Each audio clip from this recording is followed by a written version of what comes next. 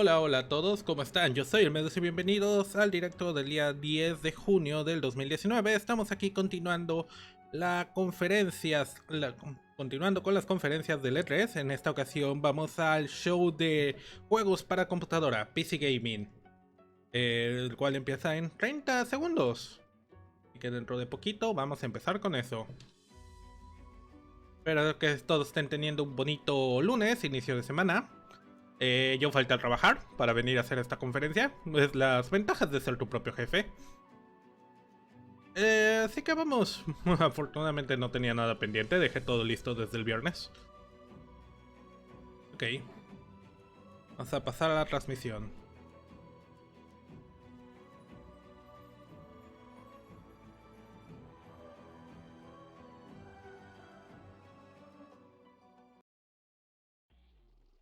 Y vamos a subirle el volumen. This is the PC Gaming Show, a celebration of the most vibrant gaming platform. For the next 2 hours, you'll see all new gameplay footage, trailers, and interviews. Taking the stage today are first gameplay footage for Vampire the Masquerade, Bloodlines 2, Borderlands 3, the reveal of Evil Genius 2, Starmancer, Last Oasis, 2 new games from Coffee Stain Studios, Griftlands, Planet Zoo, What's Next for Terraria, ¡Hey, Remnant Terraria! from the Ashes, Mosaic, Warframe, Baldur's Gate año. 3, Shenmue 3, the reveal of Unexplored 2, El Hijo, Age of Wonders, Planetfall, and more. And now your PC Gaming Show hosts, Day 9 and Frankie Ward. ¡Hey, Finn! Day 9 era un jugador profesional de Broadward, por si no lo conocían. Participó en la WCG, creo que era el nombre del torneo, en varias ocasiones. Consiguió buenos lugares, ganó varios torneos en Norteamérica también.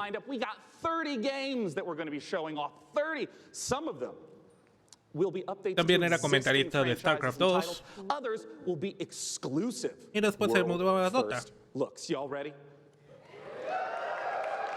Well, I first want to thank our sponsors for helping make this event possible. Without their support, this event would not happen each year. So Se ve thank tan you so profesional much. Thanks en to you for comparación a coming sus out. videos de It's 10 YouTube. a.m. in Los Angeles. Happy Monday, everyone. Best day of the week.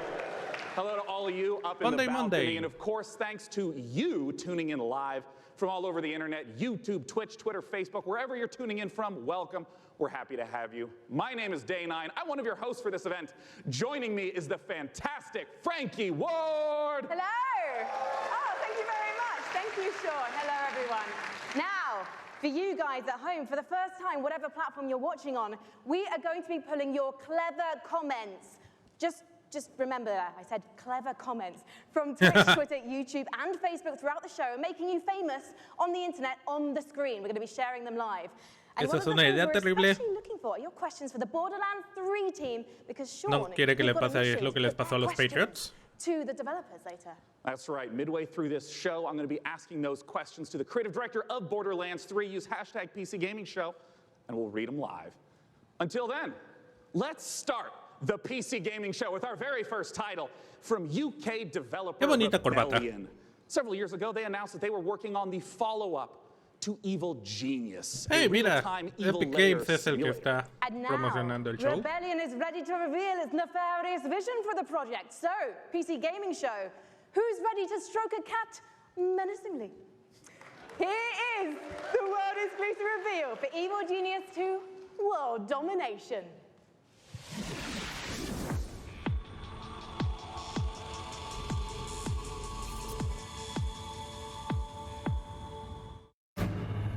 Ok, un juego de dominación mundial, es exactamente lo que nos gusta.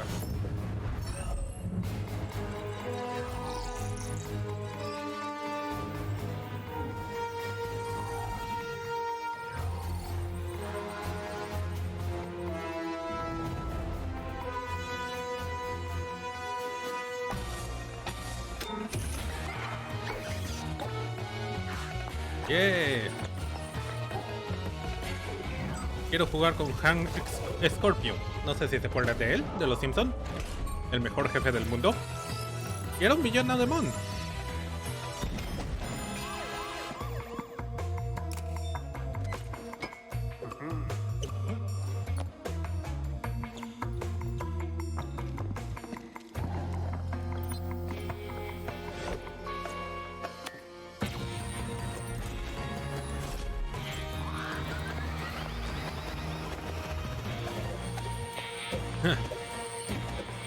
Maldita sea Leon. Ah, perfecto. Tiburones. La arma más efectiva de cualquier villano.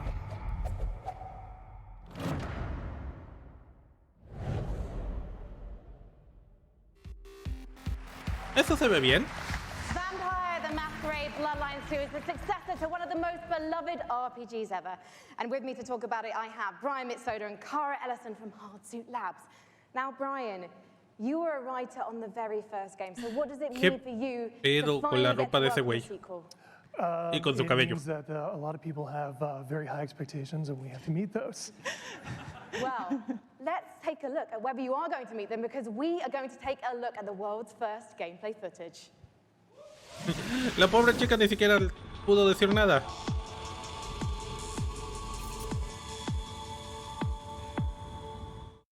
Nada más pasó ahí para sonreír un poquito. I guess I have to be the one to tell you. Vamos. You're dead.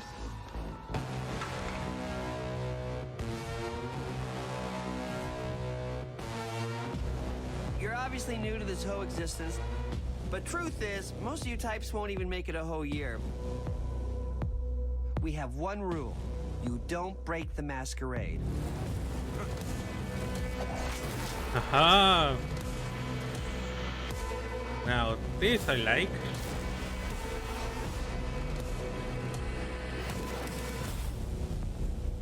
The city. We're all fighting over scraps here. Welcome to the first day of the rest of your death.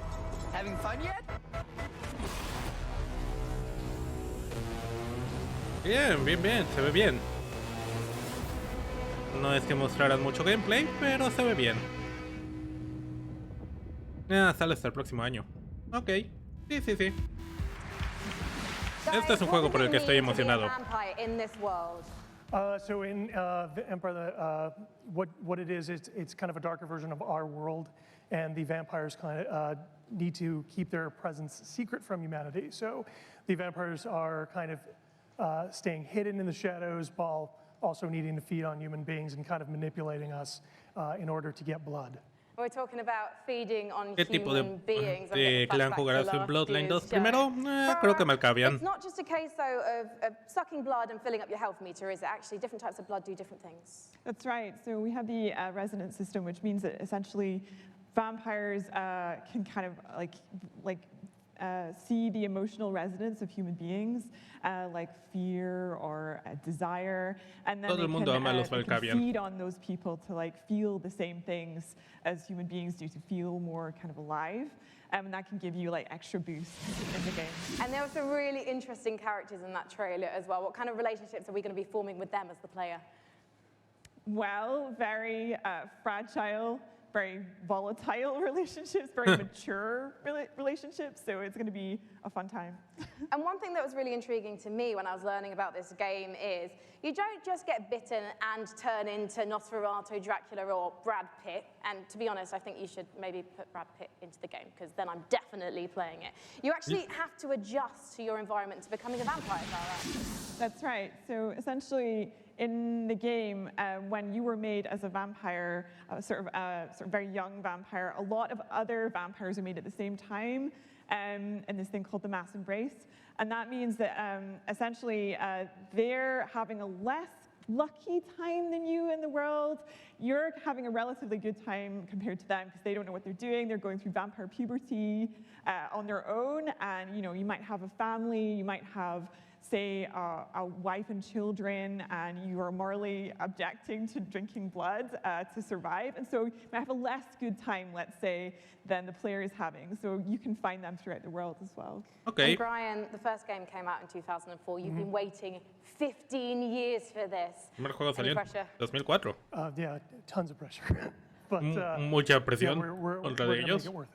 Well, you know what? I think there are people around the world watching this, and of course. Díganme en los the audience here, comentarios and si they all quieren que can't vaya wait to play this traduciendo al game. Can you wait, español guys? lo mejor de mis habilidades. No soy muy bueno, pero So podría I think intentar we've traducirles convinced si tienen everyone algún here now. problema. When are we going to be able to play the game? We're going Q1 next year. Fantastic. And when can we learn more? Bloodlines2.com. Thank you so much, Brian and Cara. Good luck. Give it up, guys. Now, Se ven un have you poco ever incómodos wanted en el to play escenario. Dwarf Fortress in space. Starmancer is a space station sim from Ominux Games and Chucklefish. After a catastrophe on Earth, humanity has launched a desperate attempt to find refuge among the stars. Dwarf Your Fortress task is en to el manage a espacio, colony eso me capable of gusta. sustaining life, crafting components, controlling colonists, and sending out crews to mine asteroids. But when you're living in space, there can be big consequences for even the smallest mistakes. Let's take a look at the brand new gameplay for Starmancer.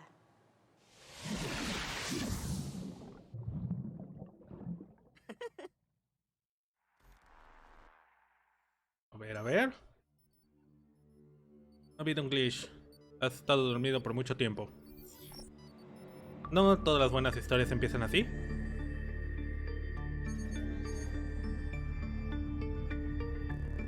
Crece tu colonia. Construye y expande. Costumiza. Lindo. Preserva la vida. Haz amigos. ¿O enemigos?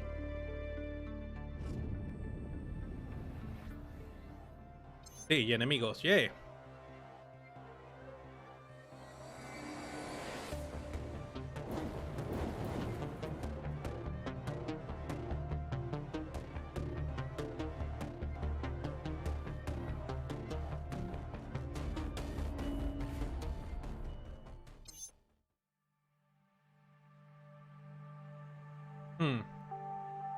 Teclado se falló. Teclado está iniciando. Y se volvió a iniciar. Starmancer. Ok. Sí, es básicamente Dwarf Fortress Greenworld, pero en una colonia espacial. Both started as modders, and now they each independently run their own studio. Let's welcome to the stage from Tripwire, John Gibson, and from Torn Banner, Steve Piggott. Hey, Sean. Now I understand. Both of you started as modders, working independently, running your own studios. Talk to me about the collaboration that you started together. Yeah, Steve. So we've known the Torn Banner guys for a long time, even giving them some advice when they were modders, going commercial, helping them not make the mistakes that we made. And we've been friends, and we've always wanted to work together. And now we've sort of formed this independent, former mod team, professional supergroup to get an awesome game out to fans. Antiguos for us, it's a modders. dream partnership as well. We've always Ahora been really hechos close de with Tripwire, desarrolladores. and we really respect their games. Perdón, We perdón, see them perdón. as one of the few studios that's bringing true innovation to the FPS genre, and that's what we're all about as well. Well, let's take a look at this upcoming collaboration between Torn Banner and Tripwire. Ok, una colaboración para un nuevo juego. Exclusiva mundial. El planeta Marte no puede ver esto. Esto es exclusivo de la Tierra. Venus, tú tampoco. Torn Banner. You go first. It's your chicken. Courthouse. Follow me, provider.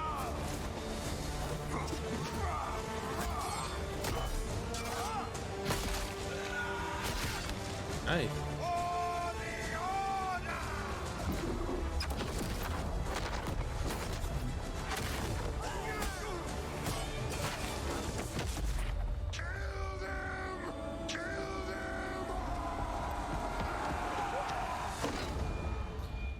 Chivalry 2.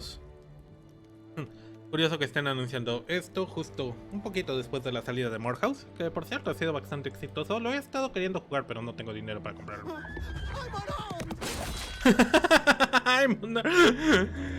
Estoy desarmado, sí, porque no tiene brazos. Talk to me about Chivalry 2, Steve. Well, Chivalry 2 is about bringing players into their favorite medieval movie battle scenes. And our flagship game mode, Team Objective, does that by having players complete medieval objectives like sieging castles, raiding villages, and yeah, you're not just going and standing in an area and then a bar fills up. You're Eso fue muy like you said, gracioso. burning houses, killing peasants, you know, yeah. playing as peasants, getting killed. It's really about letting the player experience every iconic moment of the era. And on top of that, this time around, we've increased the player count scale to about 2.5 times what the previous game was. Han aumentado la cantidad de jugadores al mismo tiempo. On top of that increased scale, we've added horses, which really allows us to add a lot of drama to the game and bring experiences like the Battle of the Bastards from Game of Thrones. Don't worry, Querían we're una gonna let experiencia. Just Battle of the Bastards is going to be in the game. Yes. All right, so I want to ask about the Querían una swordplay experiencia similar a la element de la to batalla de los Chivalry 2. I mean, I know it's a bastardos really de Game of critical Thrones. element. Yeah, and this time around, we've completely revamped. I mean, we really view what we're doing here as bringing a true sequel in every sense. Yeah. We've attempted to completely revamp the combat, movement, and animation systems so that every swing, every action of the combat feels readable and fair, and also has the satisfaction and the weight that you would expect when two medieval knights in full armor are clashing.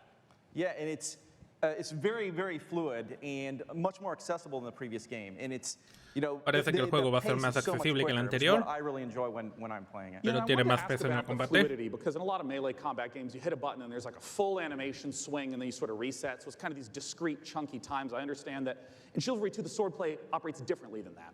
Yeah, we kind of think of it like when you're swimming, where you're kind of constantly using both arms at the same time. And a core part of our focus this time around has been making it so that players can fight multiple opponents at the same time. Like 1-on-3, 1-on-4 situations? Exactly, because that's fundamentally part Quieren of que hacer que los jugadores puedan pelear contra varios otros jugadores al mismo tiempo, uno contra dos o contra tres. I'm talking about swordplay and mastery, but the original Chivalry, I mean, it's kind of like silly fun. Like, how do you balance the mastery with the fun element? Yeah, our goal has always been ¿Cómo to make it so that balanceas players can take the lo game as divertido con seriously el as they want to, balanceo? and also as Con el silly as balance. they want to. We know that probably about half our audience plays the game drunk, and we love that. La mitad de la audiencia juega el juego borracho, muy bien. Yeah. Conocen a su audiencia. And the game has a huge influence from Monty Python as well. I mean, in the over-the-top voiceovers and the role-playing opportunities. I mean, the game is genuinely hilarious. As an example, you can beat a man with a chicken while quoting Shakespeare. Al parecer puedes golpear a un hombre con un pollo mientras citas a Shakespeare. Yeah. When can people get their hands Eso suena on como mi clase de juego. So Chivalry 2 is coming out early 2020, and it's coming first to the Epic Games Store. Oh, look forward to checking it out in early 2020. Gentlemen, Se va a John Dickinson lanzar and el Steve primero Biggin en la with Epic Chivalry Games 2. Store. Thank you so much. We are just getting started here at the PC Gaming Show. Let's take a look at what's coming up next. You're watching the PC Gaming Show. Coming up, build a world for wildlife in Planet Zoo. From the creators of Darksiders, Remnant from the Ashes, Baldur's Gate 3, and more trailers, interviews, and gameplay footage. Interesante.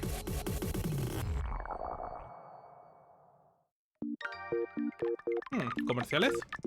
Ok, voy a aprovechar para sonarme la nariz porque acabo de estornudar y tomar algo de agua, rápido.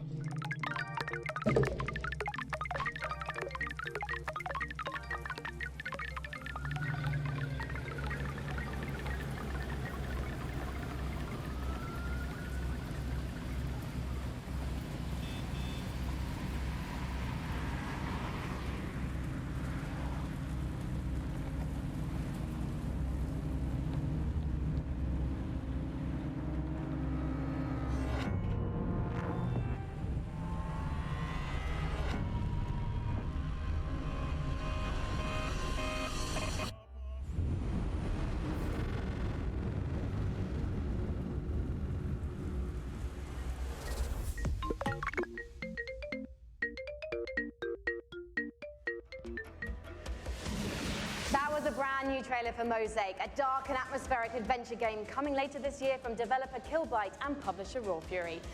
So how are you guys enjoying it so far? There's been some swords, some space stations, vampire puberty. We're listening to your reactions to the PC Gaming Show throughout the entire broadcast, no matter what platform you're watching and ranting on, so keep them coming. Our next game is a ghost-themed multiplayer hide-and-seek game inspired by a popular mod. Charge up your proton packs and get ready for Midnight Ghost Hunt. Ok, estoy de vuelta, justo a tiempo para otra exclusiva mundial.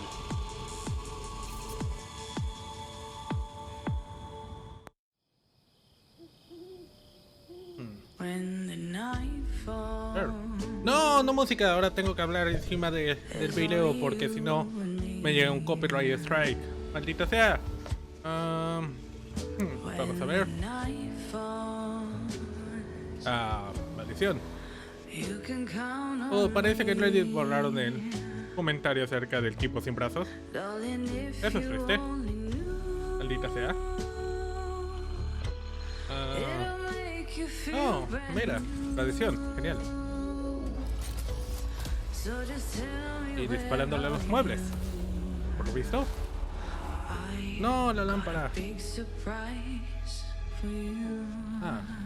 ¿Serán fantasmas? Sí.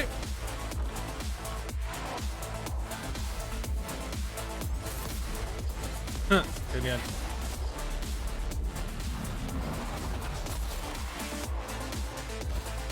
Es un juego 1 contra 4 donde uno juega con un fantasma y los otros juegan con los cazadores fantasmas. Interesante. Sí. Midnight Ghost Hunt. ¿Puedo registrar para la alfa?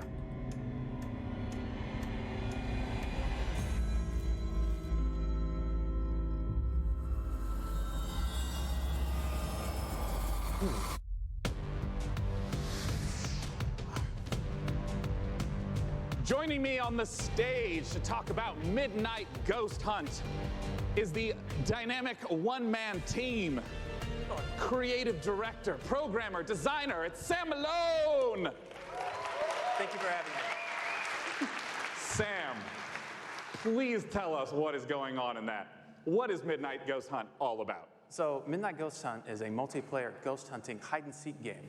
You can play either as ghosts or ghost hunters, like a 4v4 format. I see. The ghosts can hide inside average everyday objects around the haunted house. No, al parecer son 4 cazadores de fantasmas contra 4 fantasmas. Not so harmless ghosts as you saw. Yeah, and if I'm understanding correctly, it's not about hiding as a lamp to try to assault and take out a hunter. It's actually, you would do that so that way you can keep running away and continue to hide. Exactly. So the main objective of the ghosts is to try to stay hidden as long as they can until the time runs out, until the clock strikes midnight. Midnight being kind of the hour of the ghosts, basically. They can fight back if they like, but in general, they want to try to hide. But if there's a hunter kind of off by himself, he can quickly just hit him in the back of the head and knock him out real quick, and he has less hunters to deal with at that point. I see. Well, what's the identity of the hunters? I mean, we've been seeing furniture flying all over the place. What are the hunters doing? So the hunters, it kind of can be divided into 2 different segments. The first part of the game is kind of almost like a detective game because they're sort of trying to figure out where the ghosts are hiding. Al parecer, durante el tiempo que me fui anunciaron otro juego, un juego blip-blop. It's like a footprint tracker, they've got like a radar like you saw, to try to narrow down where in the haunted house these ghosts are hiding, basically. As soon as the first ghost is found, though, it starts getting a bit more chaotic. There's ragdolls flying everywhere, and they have that cannon to really try to smash the ghosts into pieces. So those are kind of the 2 aspects of the ghosts. I see. Well, Entonces el juego va a ser a little bit about the inspiration for Midnight Ghost Hunt. I understand it's based on a Gary's mod called Props. Se ve interesante, pero no creo que sea de mi estilo. The big twist for us is that the props fight back. You saw the furniture, they hurl themselves at you, they knock you out, they send you flying. So it kind of almost becomes like this action hide-and-seek sort of mashup. You have a reason to be a little bit afraid of the things that you're hunting. So that changes up the dynamic a good amount, I think. And I want to ask about when the clock strikes midnight. We saw the very spooky red color pop up. We didn't see what happens then. What's going on then? So midnight, if even 1 ghost survives 4 minutes into the match, then you hear this ominous grandfather clock chime across the map. All the lights will actually flicker out. It'll get really dark and scary, and all of the ghosts that were destroyed actually return as vengeful spirits. They're a lot more powerful than before, and they glow a very brilliant red. So at this point, the tables have turned. The hunters are now the hunted, And they just need to try to work together to stay alive long enough for their evac to come, which is another 4 minutes or so.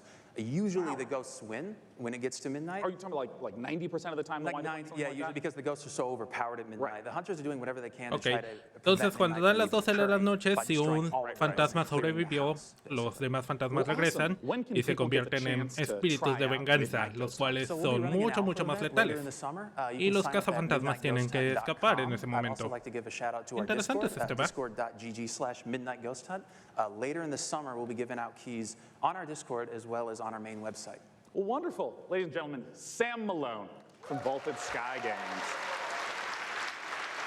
Yup. For our next title, we got Frankie up in the balcony, and if I understand correctly, Frankie, this is a sequel. You do understand ¿una correctly, secuela? Sean, yes. It's a big sequel to a small indie game. Unexplored 2 is a procedural adventure, a roguelike that challenges you to fight, to be clever, and to solve its mysteries. Explore a beautiful world, engage with its creatures, and befriend its people. Search for magic lakes and ancient statues until you die. And die again. This is Unexplored 2. Exclusiva mundial.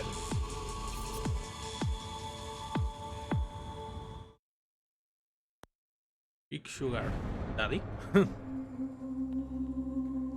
Es aquí.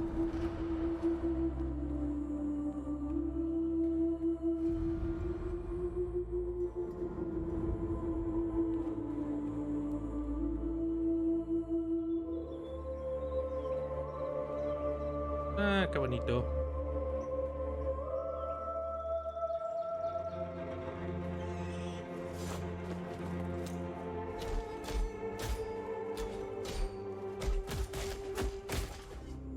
No, lo mataron.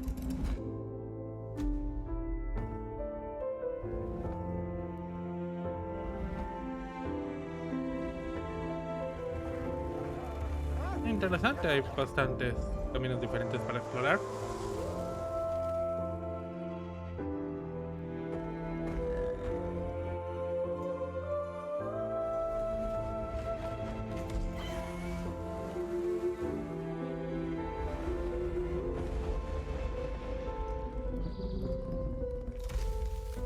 Bonito diseño.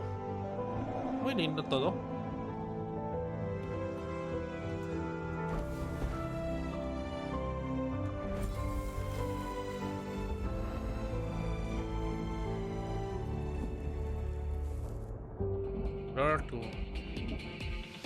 Ok, se ve lindo, pero no parece exactamente mi estilo de juego. The biggest bang for your buck that you can get when building a new rig is investing in a new monitor. And here to talk about a groundbreaking new display is Samsung's Dean Dalcero. Okay. Welcome, Dean.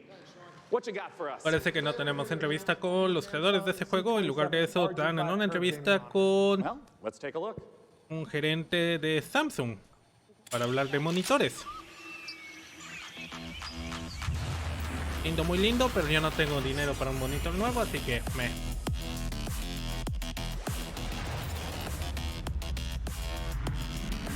me muestran estos 240 Hz en mi pequeña pantallita de 70 Hz.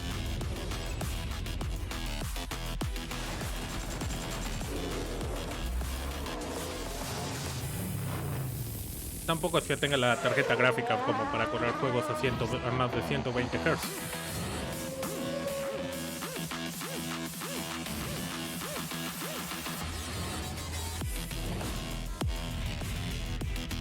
Miren todas estas maravillosas pantallas que no puedo comprar. ¡Yay!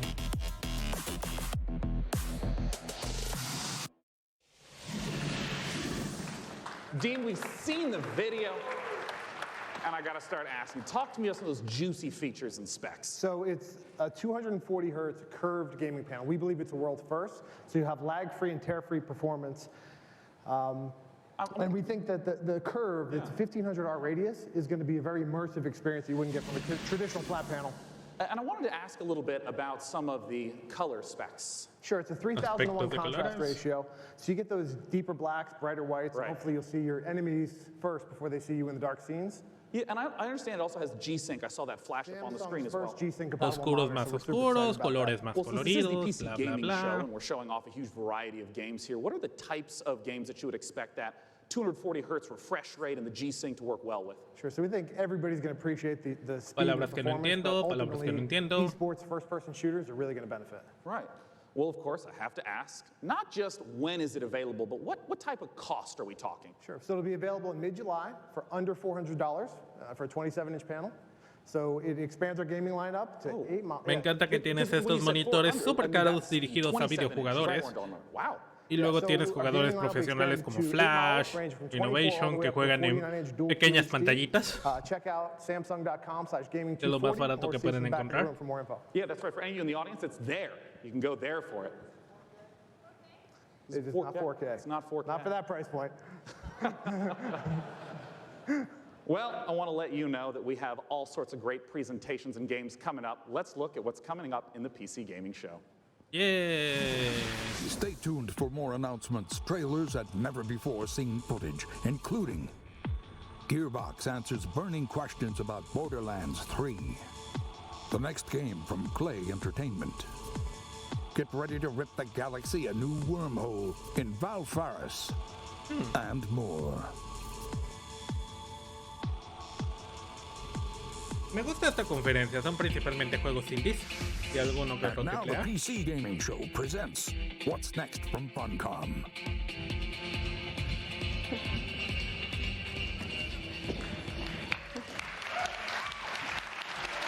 Hello, hola. Hello, everyone. Thanks for the warm applause. Wow, It's very me exciting for all encantan of us esos at tatuajes. Funcom to be here at the PC Gaming Show for the very first Natasha time Rossley. ever. And naturally, we would like to show some of the cool stuff that we've been working on. So, without further ado, here are some of the games coming for 2019. Something strange is going on all across the zone. I don't fear nothing. Mountain Zero, ah, sí, escuché de este juego. No lo jugué, es más o menos estilo XCOM, por lo que vi.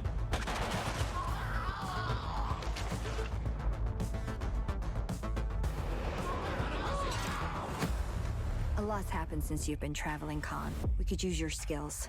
Stalkers got each other's backs, right? What happens to you happens to me.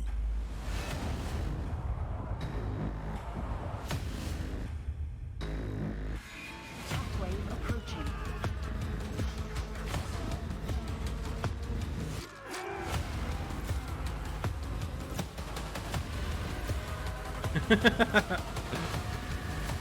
Ah, mira, Conan.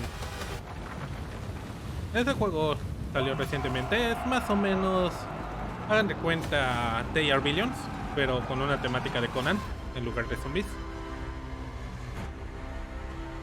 Monster of Madness. Este juego se ve bien, este juego me llamó bastante la atención el trailer que lanzaron hace poco.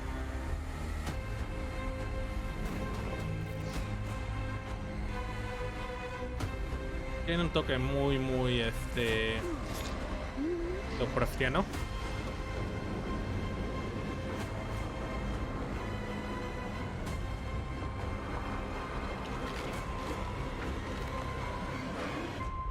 Who would have thought? My son, off to fly among the stars. Sí. Esa pantalla del final se ve increíble, me gusta. Please welcome to the stage, founder and director of Mighty Kingdom, Philip Mays.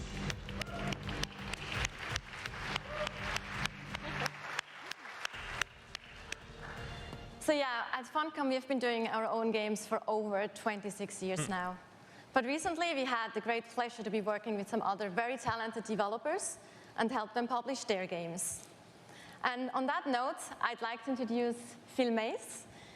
He is founder of Mighty Kingdom, a studio out of Australia, who has been working with us on something a little different. Thank you, Natasha. So on April 1st this year, we put out a little trailer for something called Conan Chop Chop.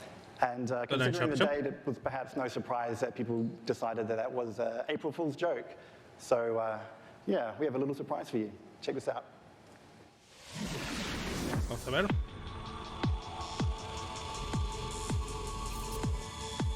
¿Qué más nos tienen?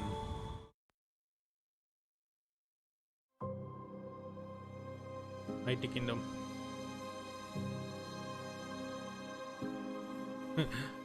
Acaban de pasar otro juego de Conan y tienen uno anunciando el mejor juego de Conan hasta la fecha.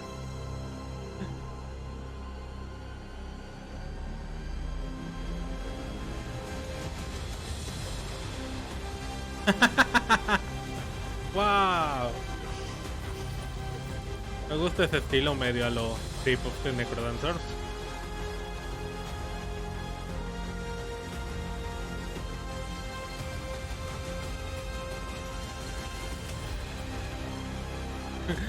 Se ve medio divertido.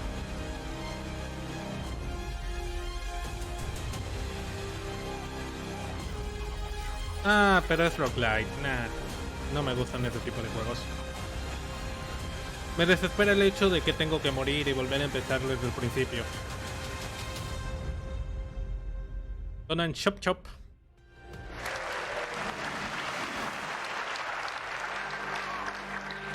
So there you have it, Conan Chop Chop. It's a roguelike action-adventure game. It's very real, and it's coming to PC, Xbox One, PlayStation 4, and Nintendo Switch on September the 3rd this year. It's 2019.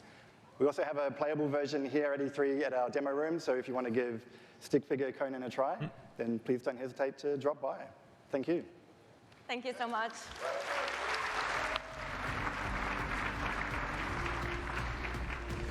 Yeah. Last Oasis is a nomadic survival game set in a post-apocalyptic future where the Earth has stopped rotating. The last humans need to outrun the blazing sun in massive open-world environments. Good times. But cheer up, sunshine. This is one of the most original-looking multiplayers we've seen, with interesting ideas underneath, a player-driven economy, and some truly incredible death machines. Coming to early access on Steam on July 15th, let's take a trip to the Last Oasis. El último Oasis. A ver. My tribe built wooden legs to lift us over the burning sands. We must move forward, or die beneath the sun. Ah. Interesante música. Interesante diseño de las barcazas esas.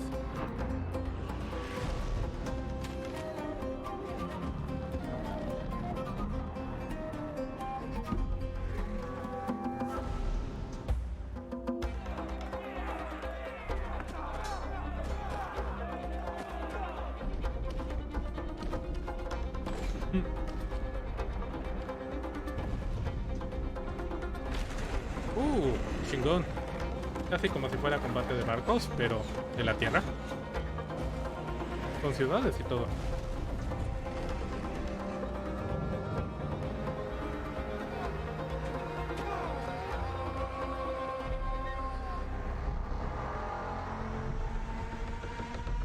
Wow. El último Oasis. Last Oasis.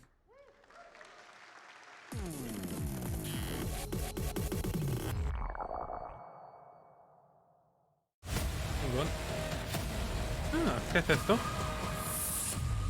Take of Wonders, Planetfall. Oh.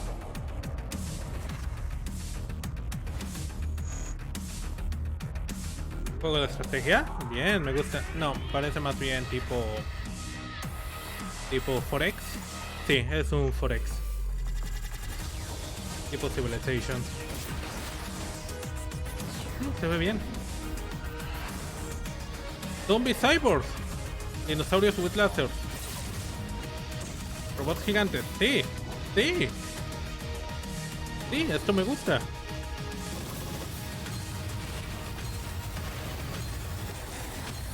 Haz tu contar tu turno. Bien, bien, esto me gusta.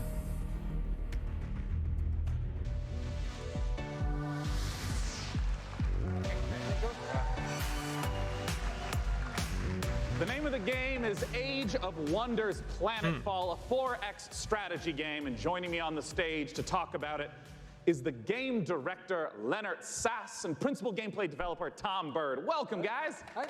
Good to be here. Thanks. So, Leonard, just give us the gist of what Age of Wonders Planetfall is all about. Sure. Age of Wonders is a turn-based strategy game where you play as one of the survivors of a shattered galactic empire.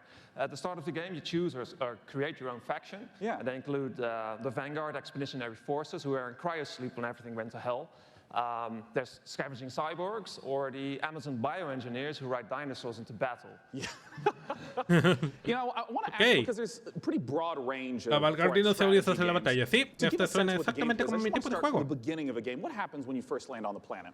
Well, each race has their own spaceship. The spaceship comes down onto the planet. The planet is where the entire game takes place.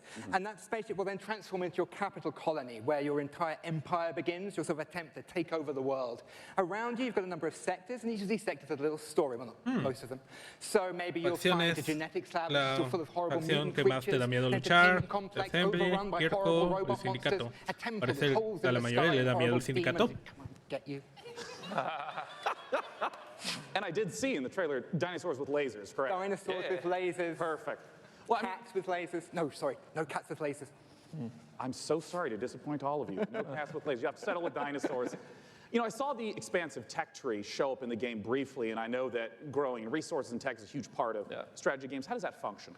Right, so part of these tech trees come from your origin race. They sort of represent the past of where you came from. They include new units, new modules for your units, like jetpacks for your troopers, orbital laser cannons you can launch from space, social doctrines, not all about war.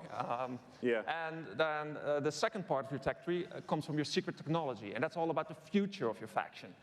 So you can create like a combination between man and machine or man and computers. Others include doomsday technologies that allows you to infect the entire population with alien brain-eating parasites or win the game by splitting space. I love how many details you're giving me of the horrors that await on the planet.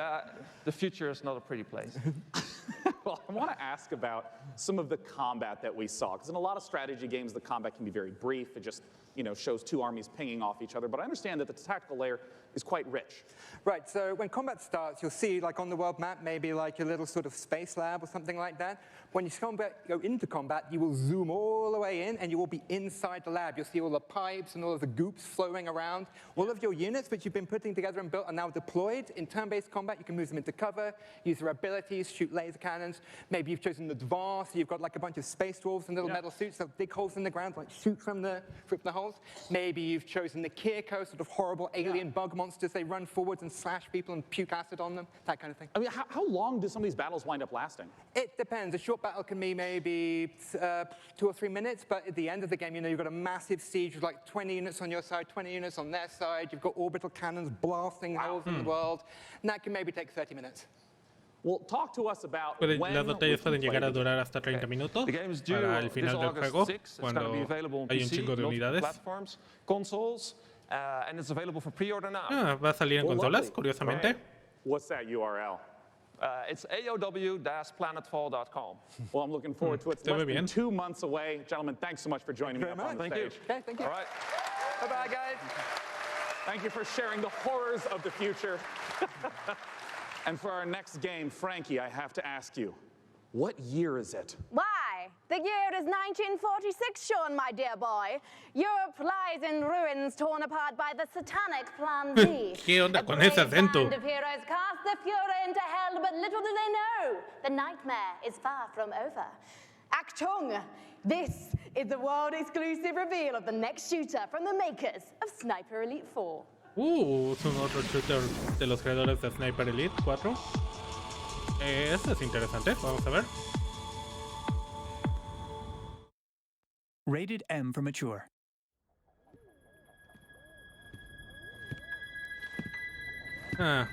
No una verdadera película de gameplay. Simplemente una animación representativa del juego, según esto. ¿Zombies? Sí. ¿Cómo no?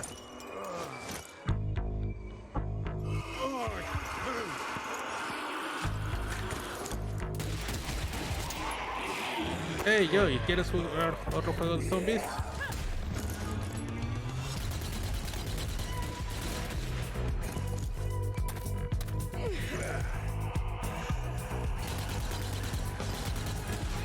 Cualquier interés que tuviera murió cuando vi los zombies. Da igual de muertos que ellos. Da igual de muerto que el género.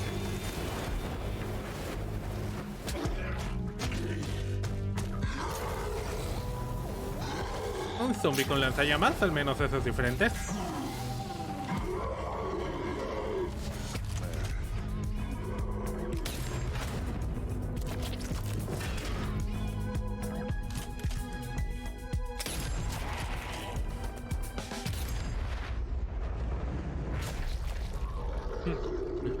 Por lo menos mantuvieron las animaciones craneales.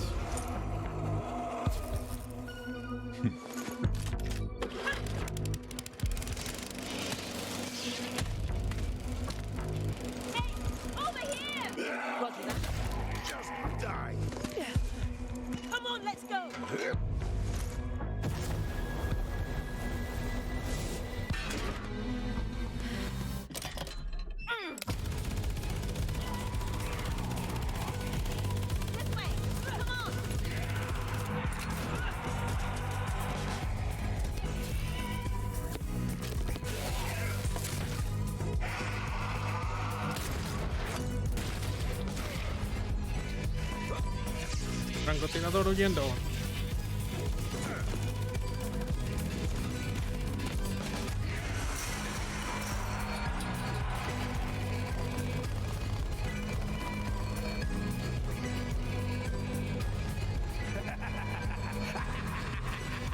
¡Hey, zombie Hitler!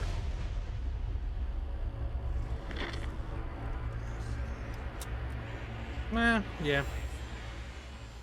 Este juego se hubiera visto genial hace 10 años.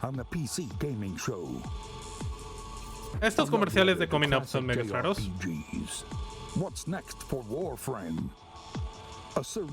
Más skins, me imagino, más frames. Baldur's Gate 3 and more.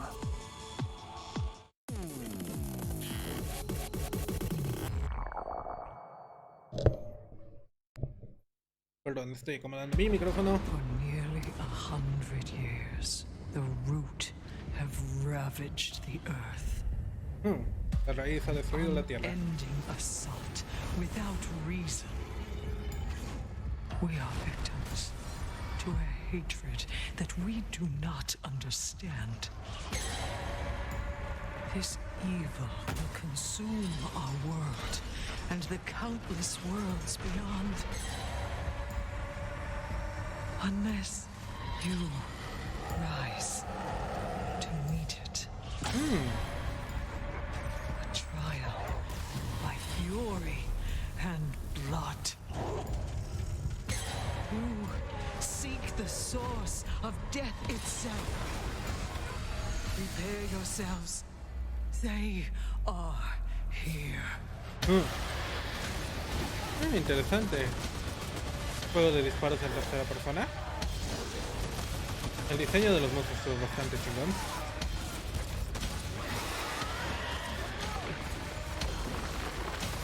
Se ven medio estilo Diablo. Me gusta. Remnant. Desde las cenizas. Se ve bien. 20 de agosto. Primera vez que escucho de este juego. Joining me on the stage to talk about Remnant from the Ashes. In that trailer, we got the chance to see so much new gameplay footage and new environments. Let's welcome the CEO of Gunfire Games, David Adams. So David, I want to ask right away, for those who are unfamiliar with Remnant from the Ashes, what kind of game is it? So Remnant's a co-op action shooter set on an apocalyptic Earth and across a bunch of cool shooter cooperativo. And I mean, in that trailer, we got the chance to see a huge variety of different environments. Like, what are these different places? Who's the player in this story? So as a player, you're on sort of a Odyssey-like quest to save the world, and we really wanted Hola, to Noble, ¿cómo estás? Bienvenido, bienvenido. ¿Qué tal? to experience a bunch of different stuff, and you start on Earth, Y but estamos it viendo el rapidly changes very show quickly de as you get juegos into de the PC. And one thing that we've Sí, se ve talked about interesante. before is that replayability is a huge focus of the game, that you could play through it 10 times and still be seeing new bosses, new monsters, new locations. How exactly does that work? Quieren un juego muy rejugable, que puedas jugar 10 veces, las cosas nuevas. You've built those all by hand, right? Yeah, it's all hand scripted, but the system takes all the pieces and stitches it together. So es un sistema de generación de niveles al azar. I talked to a giant tree and fought a dragon boss, and I'll be like, I met a guy in a helicopter, an old guy in a helicopter, and killed a tree. Todas las cosas fueron programadas, preparadas con anterioridad, pero el sistema parece que arma los niveles al vuelo. Interesante. You can jump into your friend's world to experience the content in their world, and that's a big part of the game, just jumping in and seeing what you get. Esperas tu Fortnite 2, capa. Which is, I understand, a big part of the game. How does it function alongside this ever-shifting gameplay experience? Yeah, the loot in the game is all legendary items, and it's tied into the dynamic generation. So if you fight a boss or meet an NPC or get a cool, unique side quest, it generally coincides with a cool, unique item. It might be a boss weapon or a magical item or Destiny, armor. por ejemplo. So if you play the game and you get all completely different events, you'll have different equipment than I have. And in the trailer, I also saw that there were 3 people walking through these, and you mentioned the co-op Esa arma no experience. está haciendo nada de daño, está haciendo solo uno de daño por cada disparo. From beginning to end, you can jump in at any point, and the game's definitely slower paced, more difficult. I mean, you will die a lot. Esa está haciendo 21 de daño por disparo. Hay mucha diferencia en la cantidad de daño que están haciendo las armas, por lo visto. Yeah, well, I mean, as a big fan of Bloodborne and Dark Souls, I'm really looking forward to Remnant from the Ashes.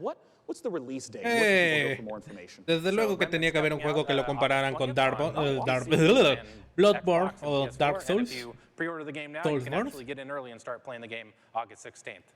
Well, awesome. Ladies and gentlemen, David Adams from Gunfire Games. Thanks so much for talking to us about Remnant.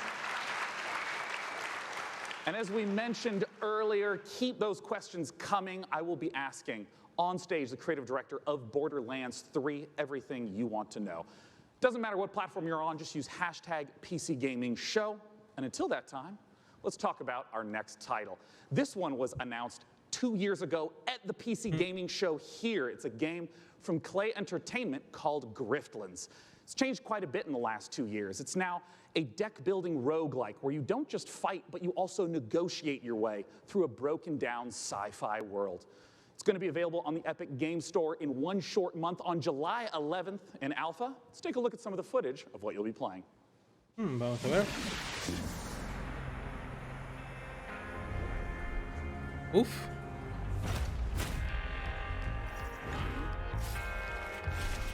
Borderlands 3. Ah, sí, ese lo van a anunciar. Van a hacer una entrevista al rato. Mira, un juego de cartas. ¿Donde te insultas?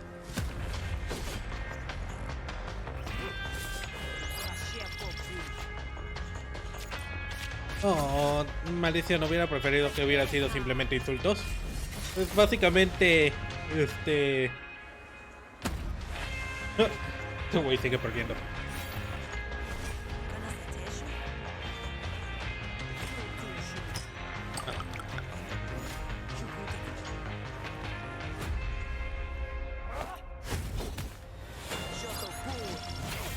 Ahora que tiene aliados, ahora sí puede ganar.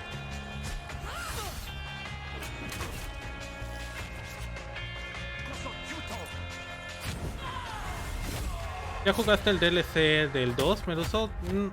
Tiene que ver con Borderlands. No, nunca he jugado Borderlands 2. Eso lo estaba comentando ayer. Nunca lo jugué.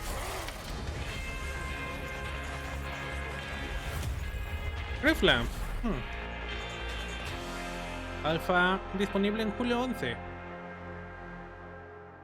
Tengo un amigo que quería que lo jugara. Me insistió mucho, pero nunca me llamó la atención. No sé por qué los juegos looter shooters no me llaman tanto. El único que he jugado recientemente es Destiny 2. Now, Piers, what kind of zoo are we going to be running here? So Planet Zoo is a new management sim game from us. It involves you building and looking after a modern zoo, and you get to look after the most authentic animals. Planet Zoo es un juego donde cuidas animales en un zoológico. Animals are unique. They have their own needs, their own desires, and their own behaviors. They interact with each other and react with the world that you build around them. And today, for the very first time, we're really excited to show everyone here our gameplay video and to announce our launch date. Well, fantastic. Let's buy the world's largest family pass and take a look inside. Yo te lo iba a disparar. Sí, no, realmente no soy muy fan de los looter shooters, como digo. Mira qué bonito. Animales, cocodrilos, jirafas. Tu zoológico de los sueños.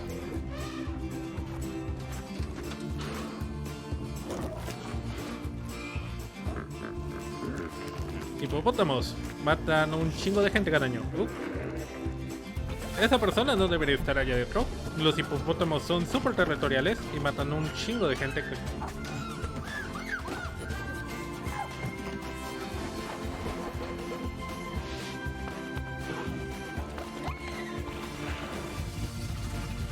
Esto se ve genial. Quiero ser mi propio zoológico. Tycoon. Sí.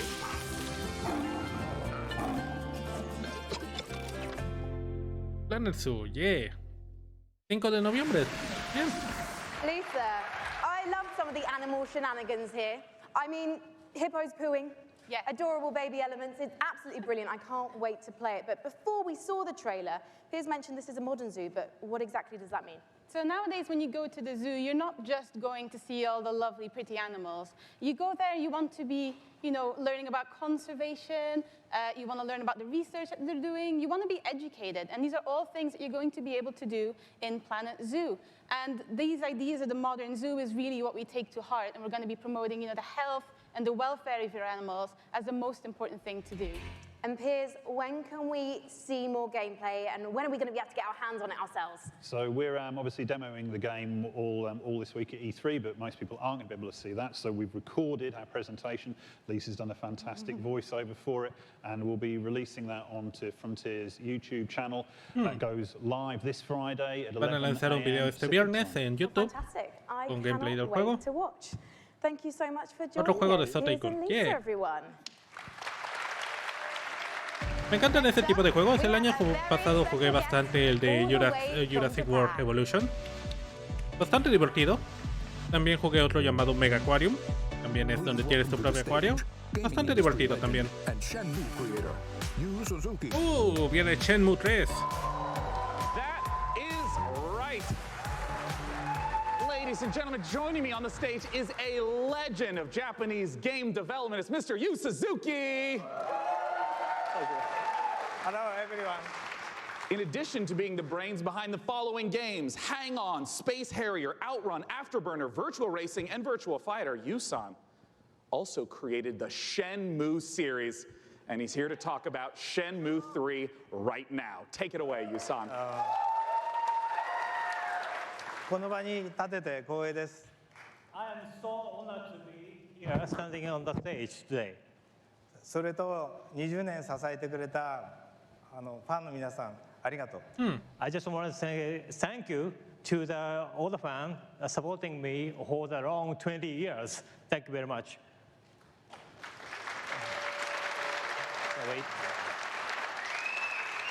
The wait is nearly over. Espera que se ha acabado. World exclusive look at Shenmue 3.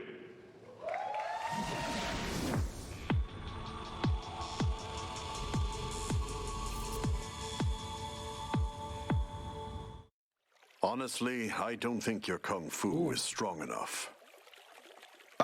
Grandmaster, I...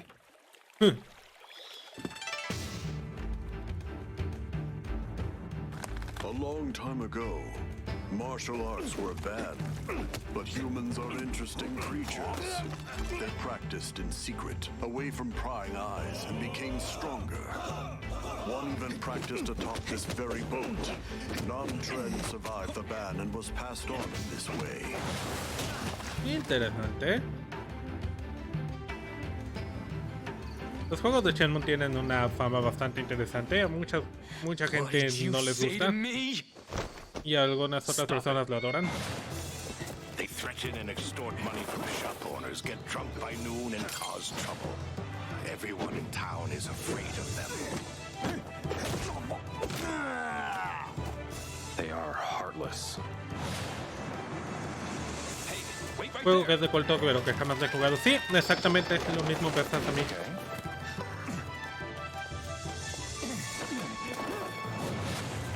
This is him, the Japanese guy who got in our way. You've got some guts to barge in here on your own. Yeah. I know so many people have been waiting for Shenmue 3. I would like to once again thank you so much. Thank you, Yusan, for joining us today. Thank you. Cheers. Thank you, everyone. Thank you. Now our next title is near and dear to my childhood heart. It's based upon a game I grew up playing called Heroes of Might and Magic 2. Let's take a look at an upcoming collaboration between Coffee Stain Studios and Lava Potion.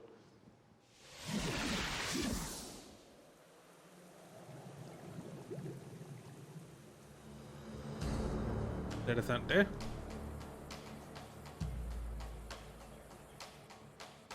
The essence within you, it is who we are. In dead or in living, it's near and it's pixel far. art. In human and beasts of the land, it flows through the forests, it breathes in the sand.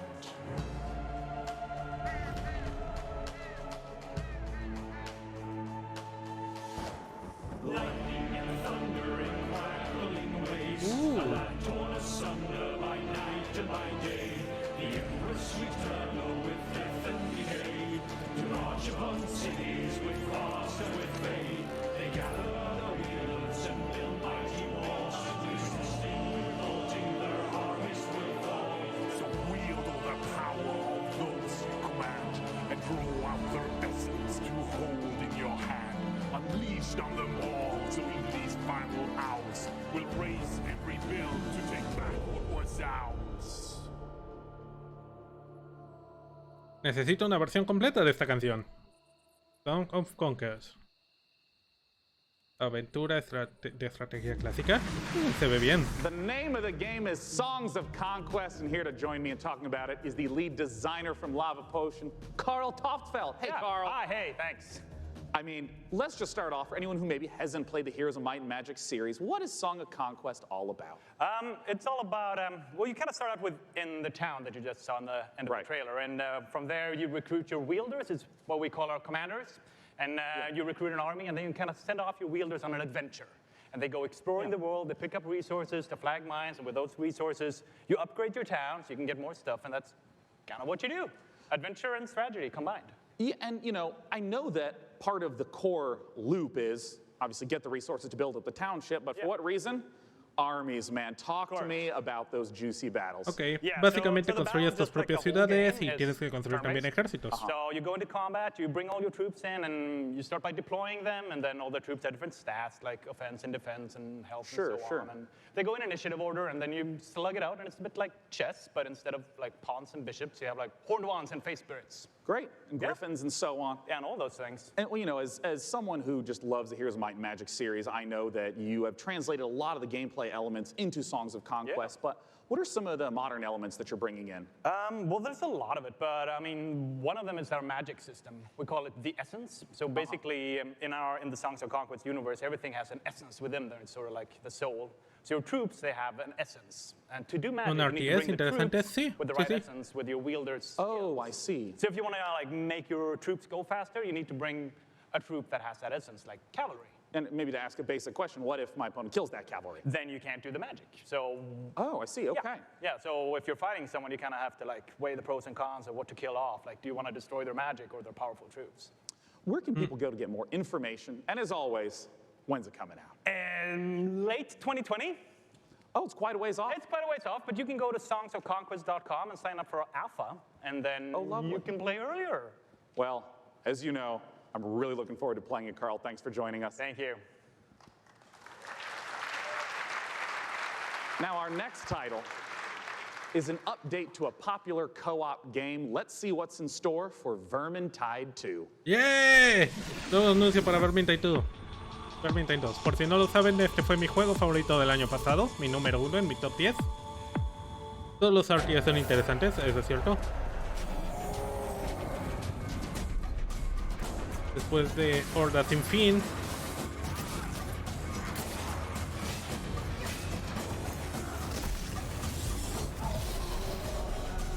una nueva amenaza se levanta. ¡Hombres bestias! Ah, ¿eres tú? Ok.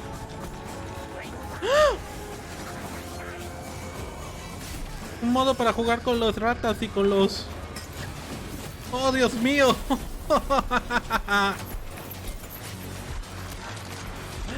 No mames, esto no me lo esperaba.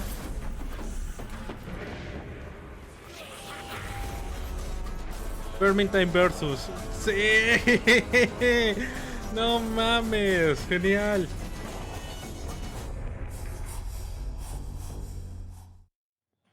Un modo de juego donde puedes jugar básicamente con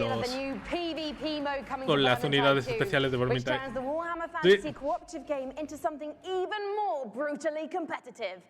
It looks deliciously vile, and surely dismembering Scraven is so much more satisfying when you know you're going ham on a fellow player, making him or her cry little baby rat tears behind their computer screen. You can sign up now for the Vermintide 2 Versus beta at vermintide2.com/versus. In Per Aspera, you're an artificial consciousness orbiting Mars, whose ultimate purpose is to terraform the planet, starting from a single drone in your landing site and turning the planet into a flourishing second home for humanity. Courtesy of developer Talon Industries and publisher Raw Fury, here's a first ever look at Per Aspera. As we all know, reaching the Red Planet was not humanity's greatest achievement. Transferring the complexity of the human mind to machines was. So they can succeed where we failed. So they can build us a home on that distant, dusty rock. Today, Amy reaches Mars and begins their mission. Amy, are you with us? Of course, I'm with you, Houston. Pero una inteligencia artificial en Marte y tiene que construir una casa para los humanos. Interesante. Es básicamente como Surviving Mars, me imagino. Miren, terraformando el planeta. Per Aspera. In the Assassin's Creed universe, Se ve interesante. our next guest sent players back in time to Ya me dieron ganas rewrite de jugar con las history. ratas. Sí, a mí But también. his debut project with indie studio Panache Digital Games, he's going to take us Y entre back eso y la 10 expansión million de years to los when vientos humanity de la began. magia, Here to tell us Vermintide all 2 tiene about bastante Ancestors contenido is para este creative año. director and co-founder Patrice Desolé. Welcome, Patrice. Thank you for having me. I'm really happy to be here. I've been waiting 10 years to come back on a big stage at E3 showing off a game. Well, it's fantastic to have you back. I just want to ask, what inspired you to tell the story of human evolution? Well, when I started Panache, I needed a game, an open world game in which you can do a lot of things. You need a character in a 3D environment at first. And I said, oh, I'm the historical guy, I'm the historical dude, so I need an historical period. So I said, oh, let's go back at the very beginning. It'll be easier to do, because I won't have to build a city, I won't have to build technology, and I was a bit naive, because we built Africa 10 million years ago. And that's not easy to build. It doesn't sound easy. I mean, how have you turned those themes into gameplay? Well, you play our last common ancestor, right, of all the big apes. And then you have to explore your environment, and eventually you expand your territory, you expand your clan, because you're not playing that one badass character. You play a group of badass no juegas un personaje, sino que juegas un clan con un clan completo. Up until Lucy the Australopithecus, roughly 2 million years ago. I imagine Y lentamente evolucionas. Interesante. More issues to deal with than we do today. There's going to be a lot more dangers in this world, so tell me a bit more about those. Well, it's all about from a prey to a predator. Basically, at the beginning of the game, everybody is there to kill you and devour you. And basically, at the end, it's pretty much you, where you're the predator and everybody's afraid of you. And that's the idea of Ancestors, the Humankind Odyssey. So, Patrice, ultimately, what is the key to evolving your clan successfully? Ese juego de que eres humano, sí, básicamente. Because, you know, I made bueno, no solo uno, por lo visto eres un clan de monos.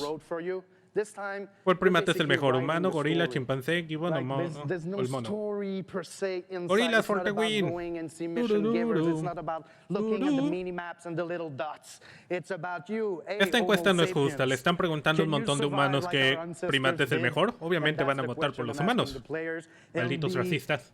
for you to answer that question August 27th. Well, I was going on PC first. I was going to ask you when we can see it, and you answered my question first. Thank you so much, getting good at Patrice. this.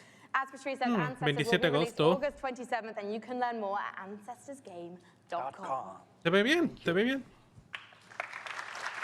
Estoy interesado.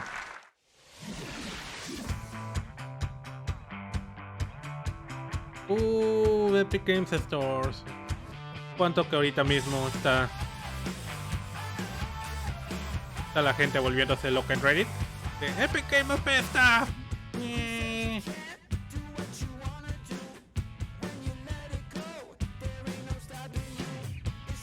Stores.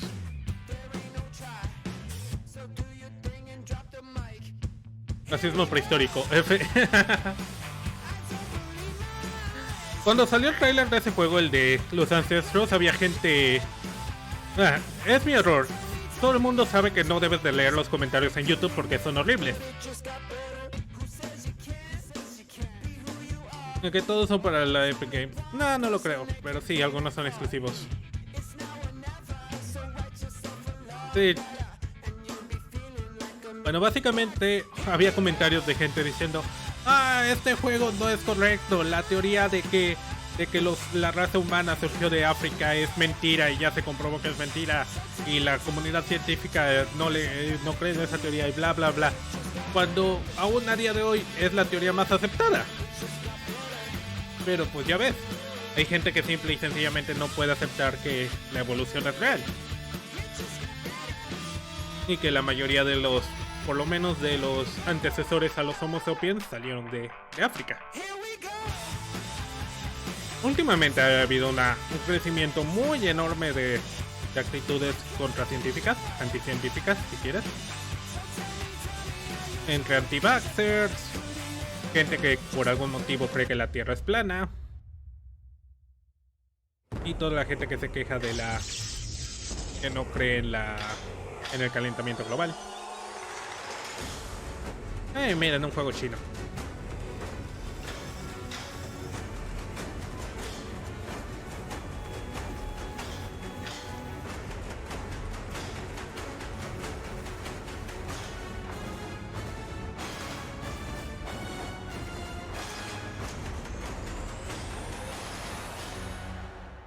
Auto chess. Interesante. Auto ajedrez. Yo por eso creo en el dios Pastafari. Sí, el monstruo del espagueti volador. Indeed, auto chess has turned out to be a sensation, with hundreds of thousands, millions of players getting a taste of it. And here to talk about its coming to PC is Loring Lee. Take it away, Loring. Yeah. Hello, everyone. I'm Loring Lee. Yeah. Hello. Yeah. I'm the CEO and founder of Dragon's Game. Dragon's Game is a game developer and publisher, comes from China.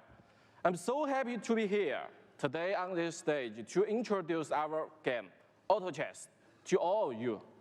This is really an exciting moment for us. As the trailer says, this is a real engaging game of Auto Chess. Dragon's now is working with the creator of Auto Chess, Jodo Studio. We are working together to bring auto chess to our world, both on PC and mobile, so that everyone from anywhere with any device. Si Valve lo volviera un juego, el auto chess lo volviera un juego al auto chess y ya no será un mod. Interesante. ¿Es un mod? No sabía eso. Tampoco. ¿De qué es un mod? Is one of the best game engines of the world. With the help of Epic Games and by the power of Unreal, I believe we can finish our job quickly and efficiently. And today, I'm very glad to announce the PC version of Auto Chess will be coming to the Epic Games Store. I look forward. I look forward to all of you playing auto chess on PC later this year. Okay, thank you everyone. Thank you, Loring Lee. Yeah, cool. Thank you. Thanks so much for sharing the news with us. Once again, Auto Chess, if you have not Hola played, José, you must bienvenido, check it ¿cómo out. It estás? is Saludos, so saludos. fun. ¿Qué tal todo Our el Perú? next title with Frankie up ¿Salió de above, Dota? Ah, I understand interesante. it's an inspired indie game. We'll find out, Sean. No One sabía of the eso. things we love about PC gaming is the way that Pero game entonces la creators Epic all Store over le the acaba de world robar draw inspiration from one un another's concepto a work. Val. Interesante, Chris is a considerando great que le example robaron of that. Dota A gorgeous a indie Blizzard. love letter to classic JRPGs developed by a team in Colombia. Chris Tale's spin on the genre brings a unique perspective that lets you see the past, present, and future on one screen at the same time. So you'll see the future change based on your decisions in real time. Here's the world exclusive reveal of Chris Tales.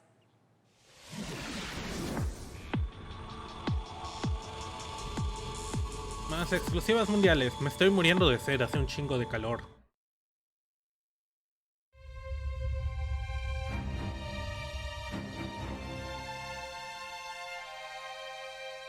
Una carta de amor a RPGs clásicos. And what would be if you knew how it ends. Ganador de mejor juego indie del Could you make 2018. the hard decisions? And would you be strong enough to fight? Waifus.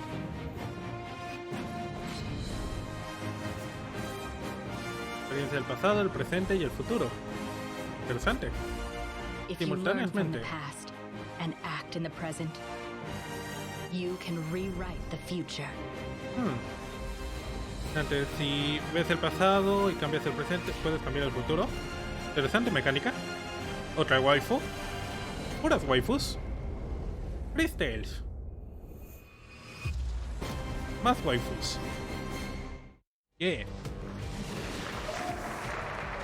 What the fuck? In PC gaming, it's not the size of your weapon, it's how you use it. And I'm holding one of the, well, quite frankly, it's a bit average, isn't it? It's just your average, you know, Glock, really. No, it's one of the ridiculous Final alien waifu weapons one. from our next game, Valfaris.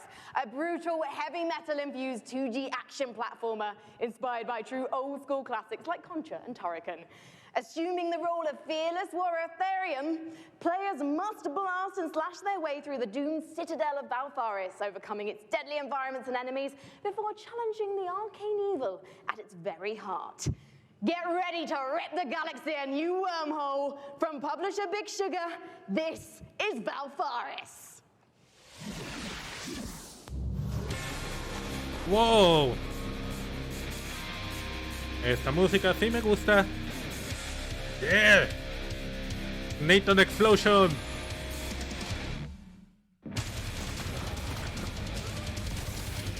Sí.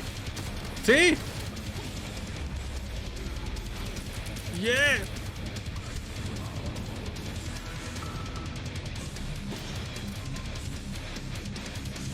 Oh my god, hace headbanging.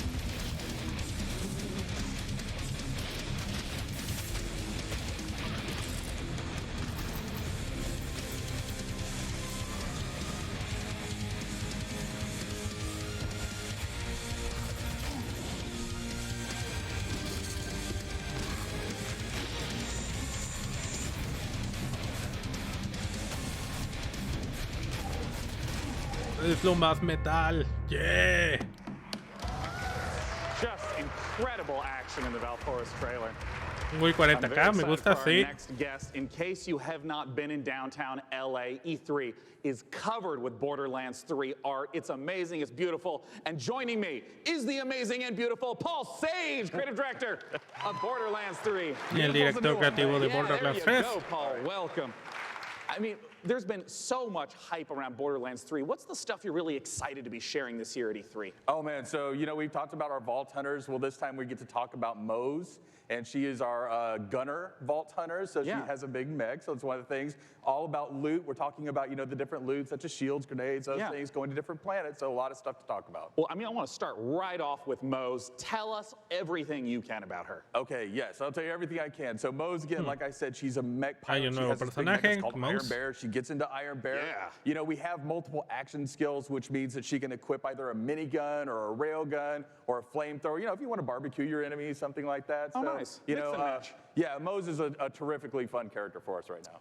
Now, we've been excited to be collating a whole bunch of community questions. We're going to break them into two categories. First, there's a whole bunch of repeat questions that I want to make sure we get to right now. One of the big categories is about loot, because you've mentioned having a billion guns earlier, but what can you tell us about some of the other gear, the other progression systems in the game? Yeah, so let's talk about grenades, like one of my favorite things that we don't get to talk about a lot. So in the past, we've had grenades that they've had like one thing, they can bounce, they can stick to different things, you know. Yeah. This time we're combining like all of those things. So for instance, the other day I was playing and I threw a grenade and that grenade had a bounce, it would stick, an explosion would come out, and the grenade would fire guns as it was going through, right? So we have like a ton of different grenades that are in there. Hey, ¿qué pasó? La transmisión. Shield where you F. duck, that shield will extend out in front of you, you know, so okay, just regresó. tons of different things that we have, you know, with our characters. Class mods are unique, and that they give you skills. Está muriendo la this time as transmisión. well as enhancing Presionen skills F you para currently mostrar sus have. respetos. I also remember earlier you mentioned about artifacts. What are those? So artifacts are, you know, we've kind of concentrated on like, hey, does the game feel fluid? Can I, you know, slide into things? Can I jump? Can I mantle? Right. So when we were playing with that, we slid into a barrel, right? And the barrel exploded, and we're like, well, that's kind of fun. Yeah. So why don't we do something like that? So our artifacts actually Dicen que no añadirán personajes extra. Eso dijeron con el 2 y mira, ya hay 2. You can slide, and every time you slide, there's an explosion. We have something we call. No, deja de morir transmisión, maldita sea.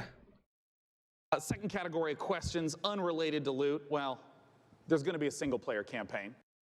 What will be happening after the campaign? What are some of the beyond the single-player, maybe end-game you can talk about? All right, in-game content. Okay, well, it's E3, so I'll give a little bit. So we have this thing what we call the Guardian system. So for those people who played Borderlands before, you might remember Badass Ranks. Badass Ranks, you can get, you know, it's basically kind of an infinite progression system that added to your stats. Yeah. We doubled down on that. We have what we call Guardian Rank. And Guardian Rank not only has that infinite progression, but it has skills and different skins that you can open up as you go through. And the cool thing about that is, like, every character that you play on Uno de las las reacciones de fans, hay un perro y puedo All acariciarlo. right, last category we're going to go through, and then we're going to hit some rapid-fire questions. How do the boss fights in Borderlands 3 compare to Borderlands 1 and 2? I know those were big aspects.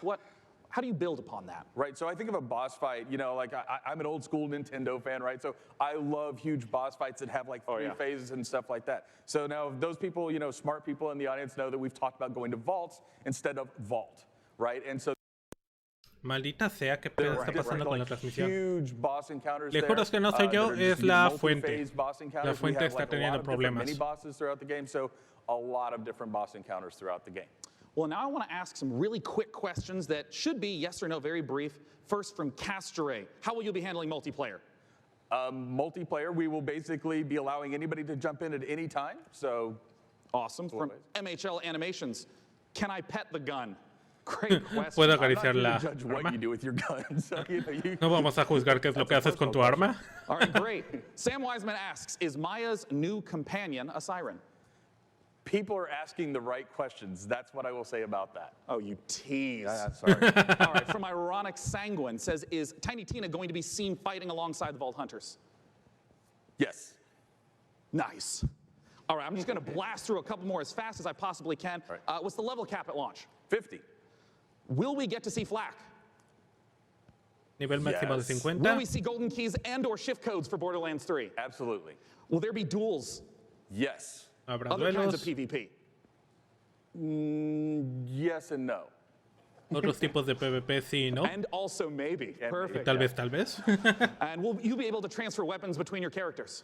Absolutely, right from the start. Perfect. And when is the damn game coming out? Friday the 13th, 2019, September 13th. Perfect. 13 de Borderlands.com septiembre. for more information. Thanks so much for joining me on stage. Sean, thank you. And once again, if you have not seen all the setups in downtown for Borderlands 3, they're beautiful. Our next game, we're going to be revisiting a guest that we saw earlier in the show. He's upstairs with Frankie. What you got for us? Hey. Es el tiburón de la izquierda. Oh, hi, we're live. Sorry. Hello. I was We're just, I was actually testing out my outfit for this weekend. I don't know, what do you think, John? I think you look really sharp, as always. Very sharp. Well, thank you so much. John Gibson, president of Tripwire, thank you for joining us again on the show. Yeah, very excited to be busy here. man, yes. Yes. Now, last year, we revealed Man-Eater to the world. And can you remind anyone who missed it what the game's all about? Absolutely. Man-Eater is an open-world action RPG, or Shark PG as we call it. You start as a small baby shark pup, and you have to survive in this harsh world and try to eat your way to the top of the ecosystem. The three words that we think sum the game up the best are eat, explore, and evolve. And we also have someone we'd like you to meet. Well, let's meet him then. Let's take a look at the new trailer.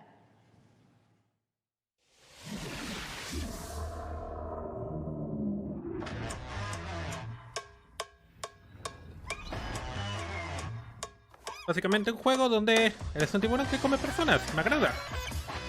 Ya había uno hace poco, si mal no me acuerdo. Pero era multijugador.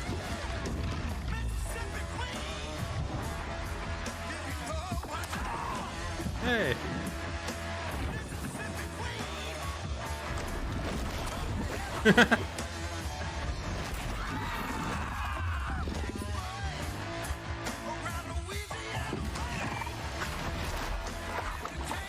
Hungry Shark, sí.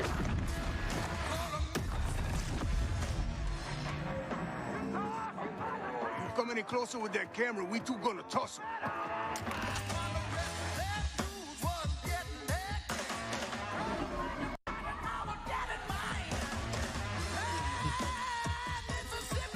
Comedor de hombres, Man-Eater. Yeah. A Jessica Cox no le gusta eso. Who was that appallingly dressed fisherman in the trailer? Because quite frankly, not even I would eat him. That was Scaly Pete, and Scaly Pete's the villain in this tale.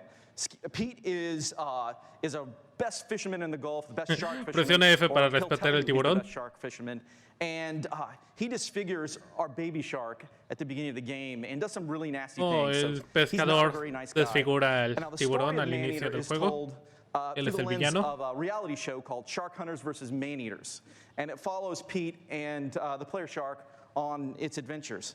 And it's a really, it's a very exciting way to tell a story.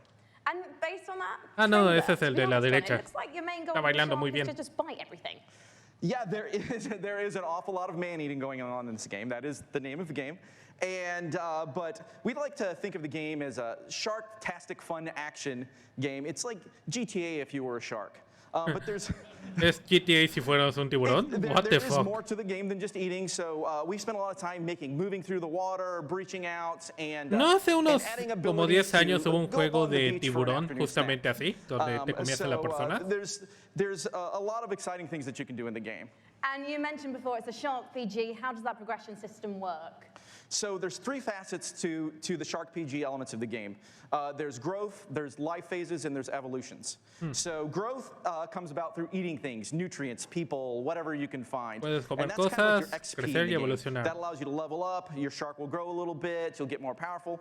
And then at key phases that we call life phases, you'll make a big jump. So let's say you're a brooding teenage shark, and you're about to become an adult. When you become an adult, you take a big leap in size, a big leap in Comparaciones forzadas, sí. and capability.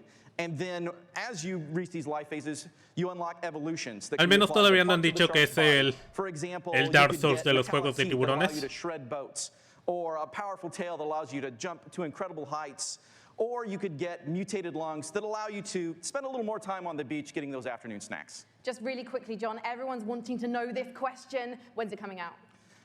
So we're really hard hammerheading away at this game. Hammerheading. Get the most awesome shark RPG ever.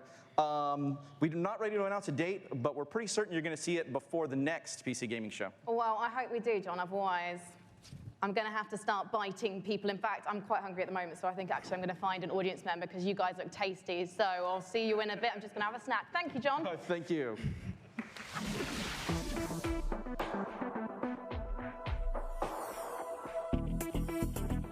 Hora de promocionarla, sí, ya voy a tomar algo de agua enseguida, regreso.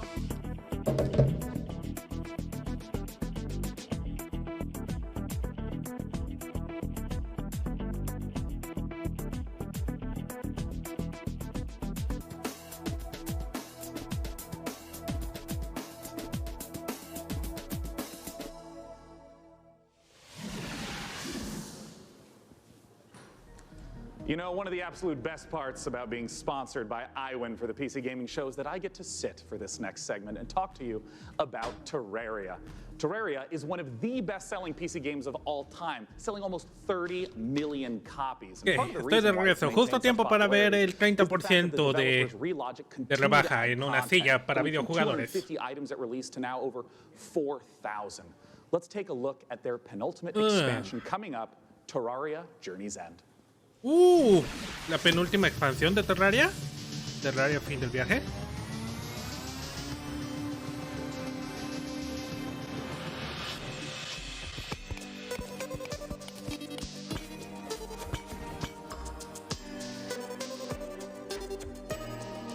Interesante.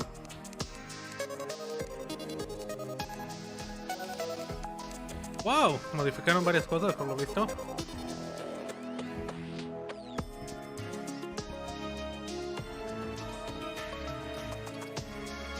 Quiero pensar, este juego salió que en el 2011 y todavía están sacando contenido nuevo. ¡Wow! ¿Volcanes?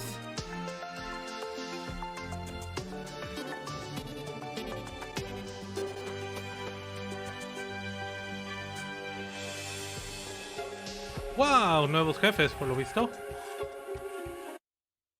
¡No! ¡Stream! ¿Qué estás haciendo? ¡Maldita sea! ¡Se cortó el video de Terraria! The next title that we're going to be looking at is a game that is the spiritual successor to her story. It's called Telling Lies by Annapurna ¡Hijos de Interactive. puta! Joining me to talk about it is game director Sam Barlow and actor-producer Logan Marshall Green. Welcome, gentlemen. Thank you. Nice to be here. Yeah. My main man. Now, if you haven't played her story, you totally should. It's fantastic. I want to note, it is a game where you watch live interactive video in order to uncover what happened with a murder. What is it that's going on in Telling Lies? What's the premise? So, like her story, Telling Lies is a game in which you watch video footage to piece together a story. And this time we have a woman who has stolen an NSA hard drive, which contains secretly recorded, intimate and private conversations between our four characters. Something has gone terribly wrong, and it's up to you to figure out what and why. It's time to take a look at some of the gameplay mechanics and see Telling Lies in action. Let's take a look.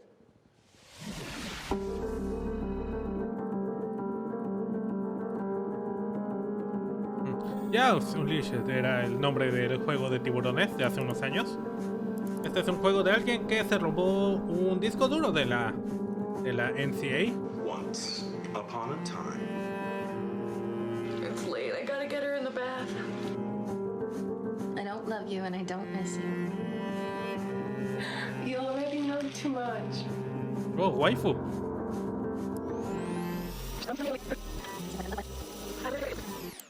It's late. I gotta get her in the bath. Love you. Love you. Hola José, ¿cómo estás? Creí que conseguí otra fuente que emite el streaming. Está fallando mucho, sí. Pero creo que es la única, de hecho, es la mejor. Por lo menos es la única sin comentarios encima. Incurable romantic or underdeveloped emotionally. I'm a loyal friend.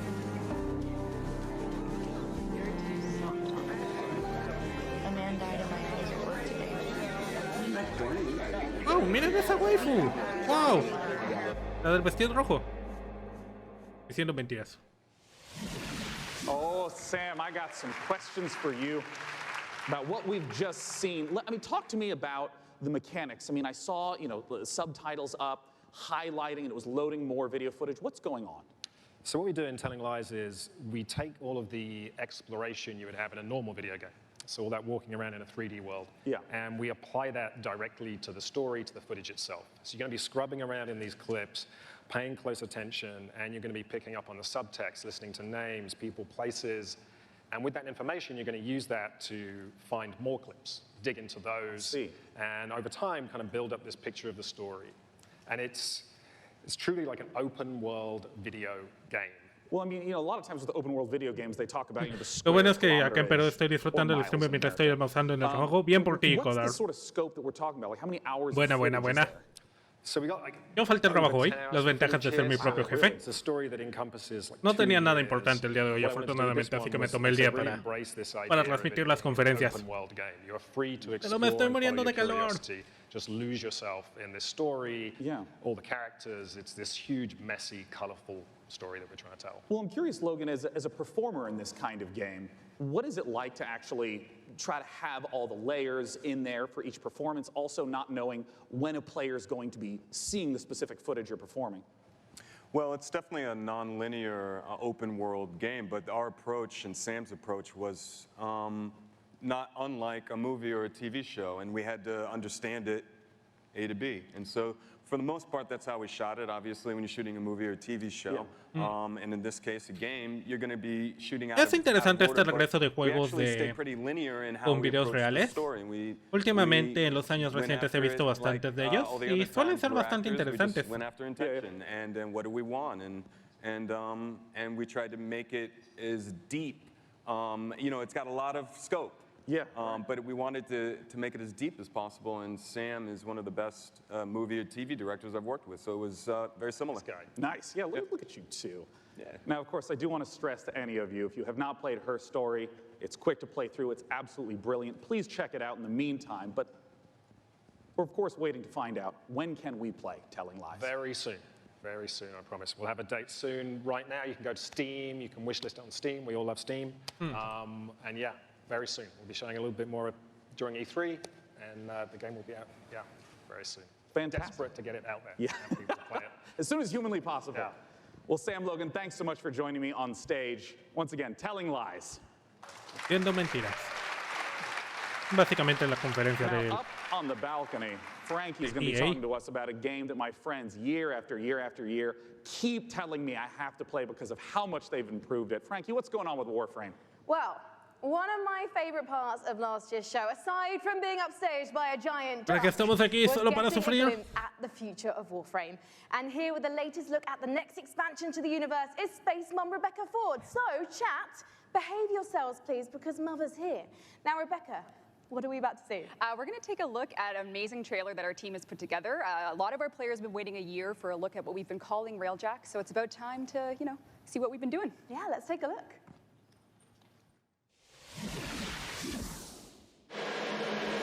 Vamos a ver qué nos... Ah, más Warframe. Déjenme adivinar, más frames. Y más cosas en que gastar el dinero. Warframe es un juego muy raro. Lo jugué hace como un año. Jugué aproximadamente... Bueno, lo bajé un día. Jugué como 3 horas el primer día. El segundo día jugué como 15 horas seguidas. Lo jugué todo el día. El tercer día jugué 10 horas. El cuarto día jugué 4 horas. Y al quinto día lo desinstalé porque me aburrió. Es curioso. Me divirtió mucho durante un fin de semana, pero después, cuando terminó ese fin de semana, me aburrió el juego. No sé por qué. Creo que tiene que ver con lo que les dije. No, los looter shooters no me llaman demasiado la atención. Ah, les dije, nuevo frame, por lo visto. Interesante diseño. Rebecca, it must be so exciting to know that the fans have finally seen it, and you're clearly going all in on the epic space combat. So tell me about the new stuff that players are going to be able to experience. I wasn't shaking before we started talking, and now I am because it's real, because, Empyrean is what we're calling codename Railjack. It's basically taking the Space Ninja part of Warframe, sending it back up to space, bringing players that squad gameplay they know, taking the enemies like the Corpus and the Grineer, giving them their own Railjack to essentially explore the solar system with and take down the bad guys. And when are fans going to get to see more?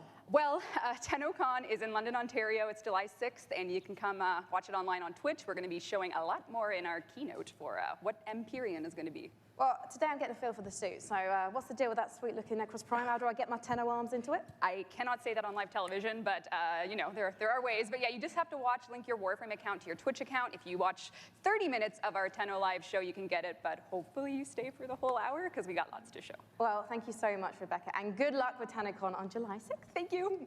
Okay, now we've seen some amazing stuff today, but nothing quite so gloriously strange as our next game.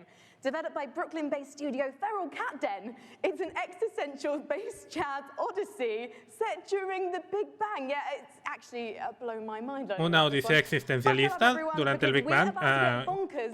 No. Si sacarán algo referente a 40K en este evento, no creo que saquen nada. Sacaron un nuevo modo para Vermintide, eso sí, para Warhammer Vermintide.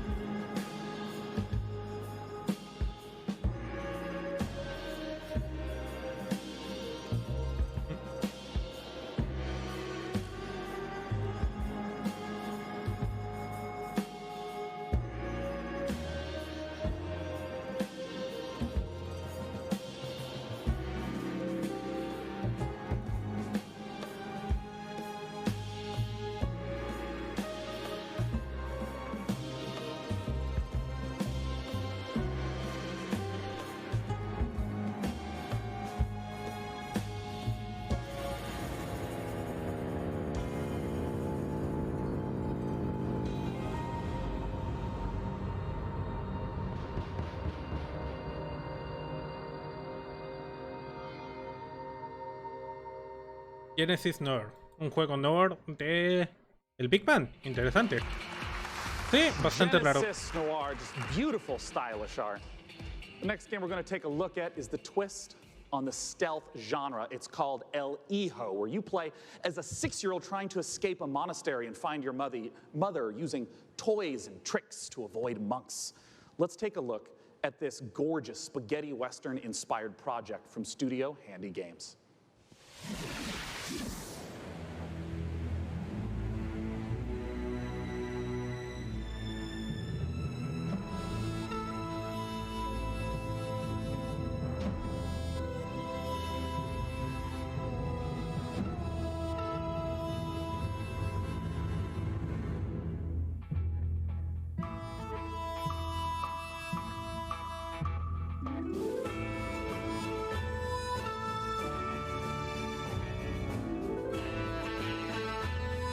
Un juego sobre escaparte de un monasterio. No se ve muy parecido a Bastion. No, atraparon al niño. Básicamente Metal Gear ¿Tantos? No se me ocurrió nada interesante que decir al final.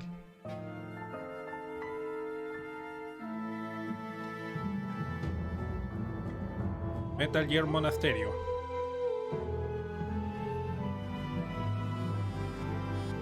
Quiero gameplay, no cinemáticas.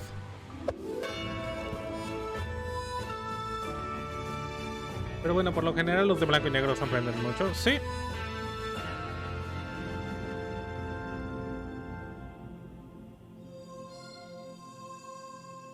El niño del poncho. Ah, mira, el hijo. El Hijo, once again, is the title of the trailer. Wow, estoy sorprendido que Day lo pronunció correctamente. Please join me in welcoming from Larian Studios CEO Sven Vink. Larian Studios, hora de Baldur's Gate. Dungeons and Dragons at Wizards of the Coast, the creative director of Dungeons and Dragons, Mike Merles, to talk about Baldur's Gate 3. Yeah. Now, this was only just recently announced. How did this partnership come about? We went to see Wizards of the Coast at the end of Divinity Original Sin 1. Yeah. That was back in 2014. And I tried to convince them back then that they should give us the Baldur's Gate 3 license. And they said, yeah. But we had a long chat about what the vision would be for the game. And then we kept on bumping into each other. And then suddenly in 2016, I get a phone call from Nathan Stewart, who's the big boss of Mike and the head of Dungeons and Dragons. He said, you need to come to Seattle right away. We're going to have dinner in a very shady restaurant. And he had this big stack of paper with him. And on it was Baldur's Gate 3. And in it was pretty much everything that we talked about. And he says, I'm going to present this to my board. Do you still want to do it? I said, yeah, of course I still want to do it. And then a couple of weeks later, we started negotiating. And here we are. I mean, what does the Baldur's Gate franchise mean to you, Mike? Oh, to me, it's the crown jewel of D&D computer games, right? I mean, for me personally, Baldur's Gate, the original one, was finally I had the chance to actually play a D&D campaign rather than having to run them for all my friends. So it means so much to us. Baldur's Gate, it's such fantastic storytelling, and it's so exciting to see it come to not only a new generation of gamers, but for the gamers who remember the 20 years it's been since the original, the first two in the series. So it's incredibly exciting. And for us, it's such an important part of the D&D mythos as a whole. And we got a chance to see the trailer. Talk to me about some of the story elements, the world elements. What are things we're going to see in Baldur's Gate 3? Well, we're only talking about what's in the trailer right now, but obviously you're going to go to the city, because we start with the city. You start outside of the city, actually. There's going to be mind flayers. They're very nasty. Ooh, mind flayers. You are seeing in the trailer the process of ceremorphosis, as we call it. It's accelerated, so that's not normal. Yeah. And you're going to see a lot of iconic creatures, iconic characters, iconic places, and that's as far as we go. I'm curious about some of the gameplay elements, because obviously, there's just been a big resurgence of Dungeons and Dragons, tons of broadcasts on Twitch. I mean, how do you translate some of the insane things that players want to do into, what has to be a structured computer game? So we started the player handbook, which is the basic rule set of Dungeons & Dragons. Which player handbook? Which edition? 5th edition. Right. Yeah. And so we ported as much as we could to the video game. We looked at what worked really well. We looked at the things that didn't work that well, because it is a video game, and this was made for tabletop gaming. And so we started modifying those things, and then we had to add things on top of it, because if you play tabletop, you have a game master, and you say, well, I want to do this. Yeah. And then the game I want to start a fight with a pigeon, and he's like, okay, roll for dexterity. Exactly, that's it. So we had to add systems to make that possible within the game. But we've bien, otro juego RPG que voy a jugar, que voy a empezar, voy a jugar como 40 horas de él. Esas 40 horas me las voy a pasar en el primer cuarto de juego, haciendo misiones secundarias.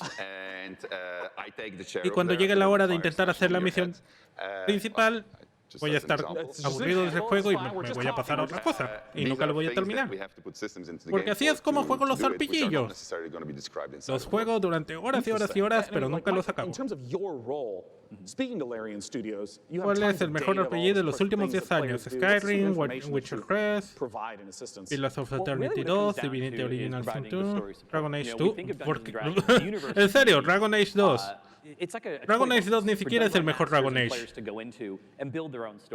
So working with Larry and working with Sven, a lot of it was just opening up that toy box and sharing it. And giving that kind of guidance, like I remember one of our first meetings, we just laid out a map of Baldur's Gate. Probablemente acerca del Divinity Original Sin 2, aunque mi favorito de todos esos es Skyrim. Locations we always wanted to put into a game like this. And then in terms of the system support, what does it mean in terms of the story for each character? For each character race, each character class, so that if you have your favorite class and it's in the game, you really feel like you're taking on that role that you love so much from the tabletop. It's really coming to life in an authentic way in Baldur's Gate 3.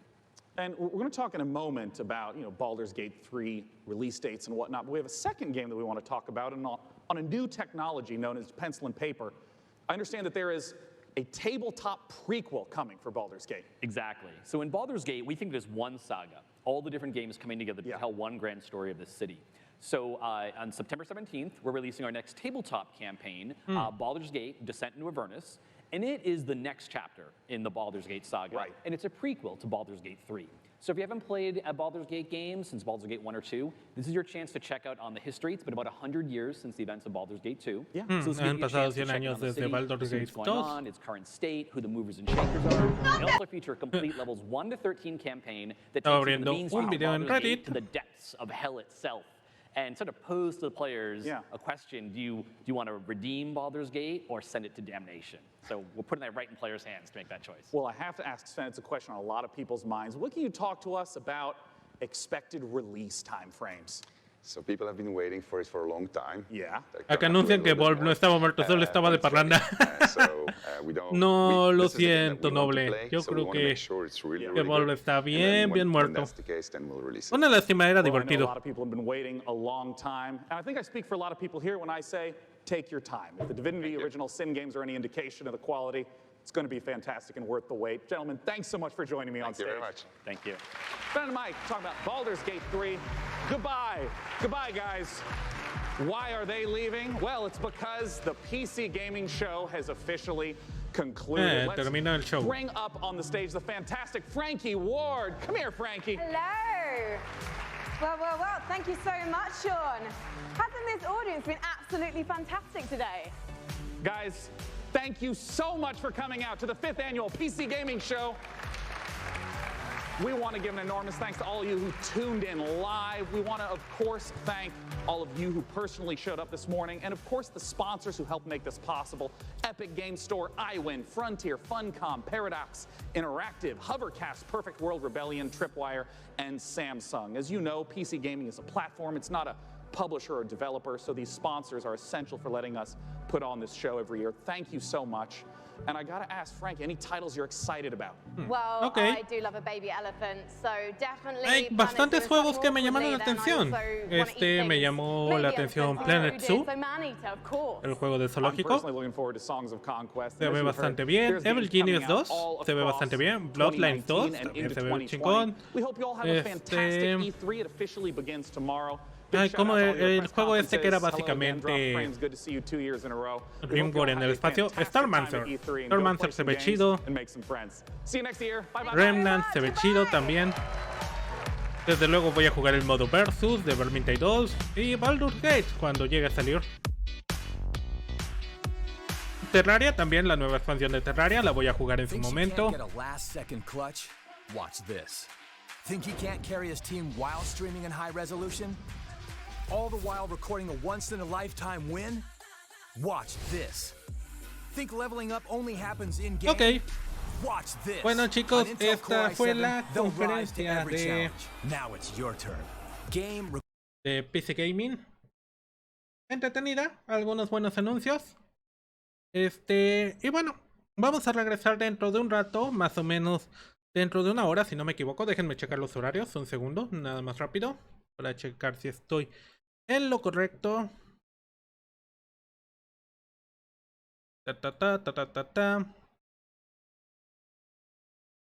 Ubisoft.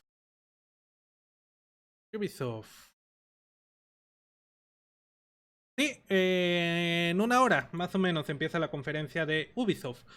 No estoy muy emocionado por eso. La conferencia de Ubisoft, en mi opinión, siempre, cada año es terrible. Es ligeramente mejor que la de EA, pero sigue siendo bastante mala. Pero bueno, vamos a estar aquí para eso. Entonces, nos vemos dentro de una hora para esta conferencia. Y bueno, hasta entonces. Nos vemos en un ratito. Gracias por venir a ver.